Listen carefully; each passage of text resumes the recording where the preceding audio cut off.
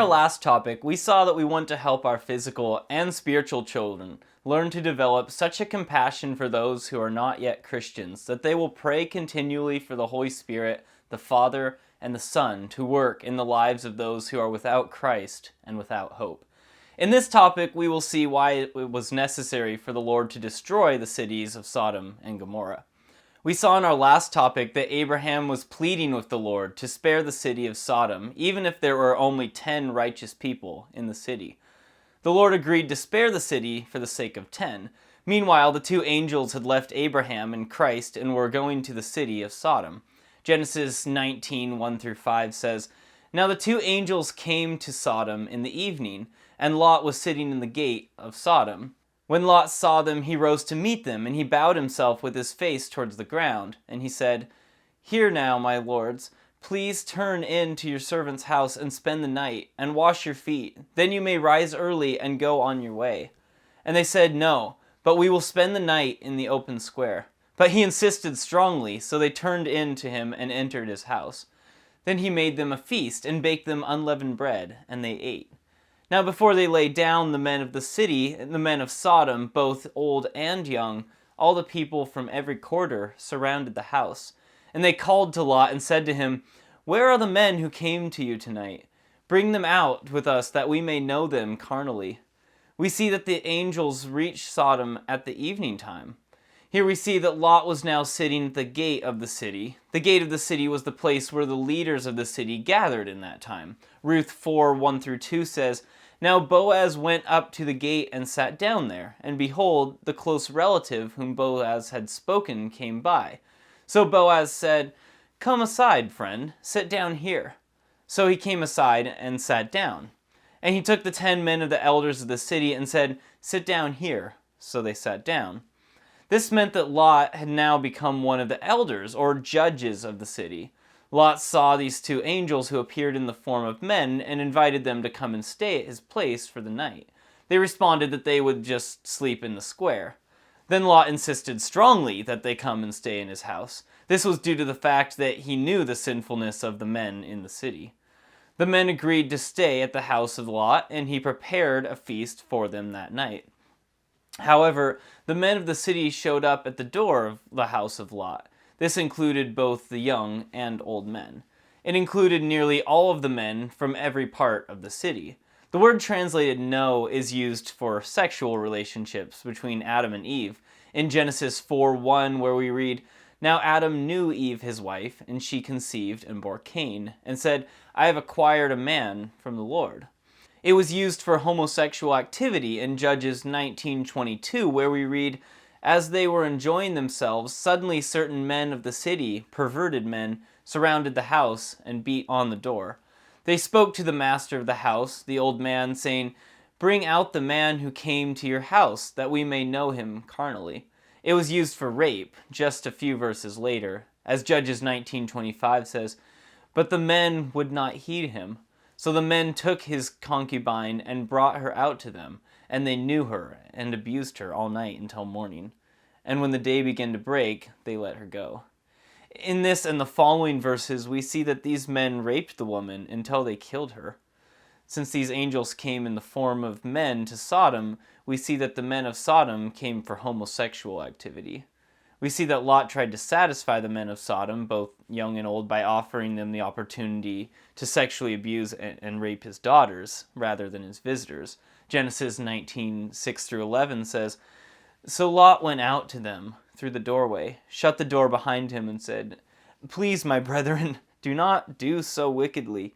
See now, I have 2 daughters who have not known a man. Please let me bring them out to you, and you may do to them as you wish. Only do nothing to these men, since this is the reason they have come under the shadow of my roof.' And they said, 'Stand back.' Then they said, 'This one came in to stay here, and he keeps acting as a judge. Now we will deal worse with you than with them.' So they pressed hard against the man Lot, and came near to break down the door. But the men reached out their hands and pulled Lot into the house with them, and shut the door. And they struck the men who were in the doorway of the house with blindness, both small and great, so that they became weary trying to find the door. The fact that Lot offered his 2 daughters to these men would cause us to question even the fact that Lot was righteous. However, 2 Peter 2:7-8 says, "And delivered righteous Lot, who was oppressed by the filthy conduct of the wicked.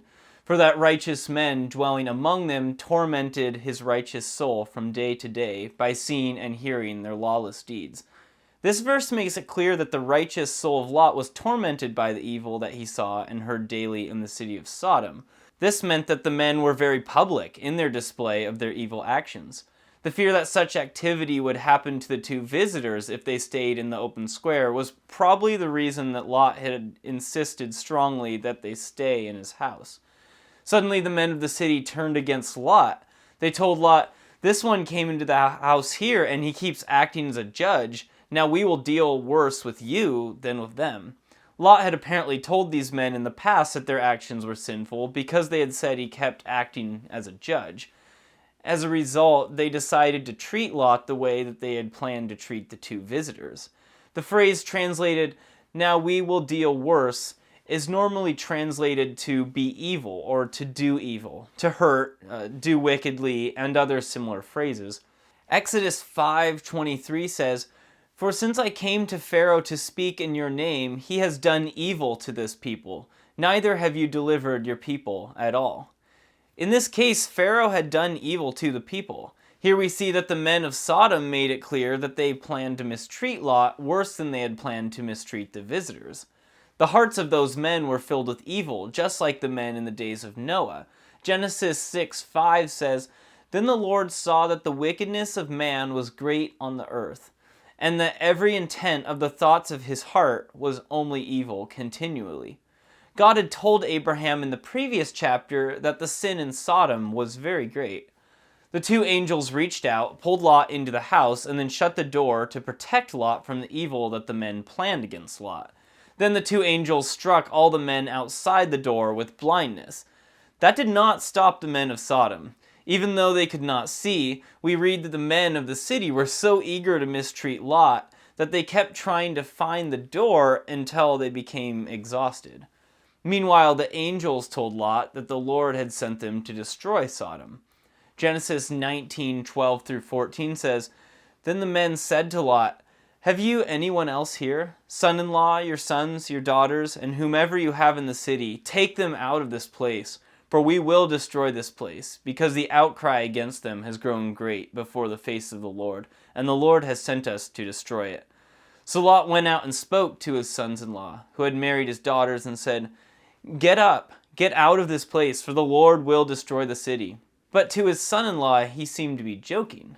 The angel told Lot to warn any other family members about what was soon going to happen to Sodom. Angels have a limited knowledge just as we have a limited knowledge. They did not know what other family members Lot had in the city of Sodom. As a result, they first asked Lot if he had any other family members in the city. Without waiting for an answer, they started naming other possible relatives, son-in-law, sons, daughters, and whomever else they had that might be related to him. The angels told Lot to get all who were related to him out of that city quickly. The angels told Lot that they were going to destroy the city and the surrounding cities. Then the angels explained why the Lord had sent them to destroy Sodom and the surrounding cities. The angels said that the outcry of that city had grown great before the face of the Lord. The people of the city of Sodom and the surrounding cities were so evil that the Lord heard the cry of those who were being oppressed by those sinful cities. As a result, their judgment was going to be both immediate and eternal. Jude 7 says, "As Sodom and Gomorrah and the cities around them in similar matter to these, having given themselves over to sexual immorality and gone after strange flesh, are set forth as an example, suffering the vengeance of eternal fire." The immediate judgment was going to come within hours, but the judgment was also going to be eternal on the people of those cities. The only way to avoid that judgment was to escape immediately. God chose to make those cities an example to those who would live in the future. 2 Peter 2:6-9 says, "And turning the cities of Sodom and Gomorrah into ashes, condemned them to destruction, making them an example to those who afterward would live ungodly, and delivered righteous Lot, who was oppressed by the filthy conduct of the wicked. For that righteous man dwelling among them tormented his righteous soul from day to day by seeing and hearing their lawless deeds. Then the Lord knows how to deliver the godly out of temptations, and to reserve the unjust under punishment for the day of judgment. These cities experienced both immediate and eternal judgment of God. Meanwhile, Lot had also lost his testimony by choosing to live in that evil city. He went and told his sons-in-law to get out of there, get out of the city immediately, because the Lord was going to destroy the city. However, instead of listening and taking action to get out of the city, the sons-in-law thought he was joking. As a result, they were destroyed along with the rest of the city. We want to help our physical and spiritual children understand that their testimony will not be believed if they imitate the actions of the wicked. May the Lord richly bless you as you explain these things to your children.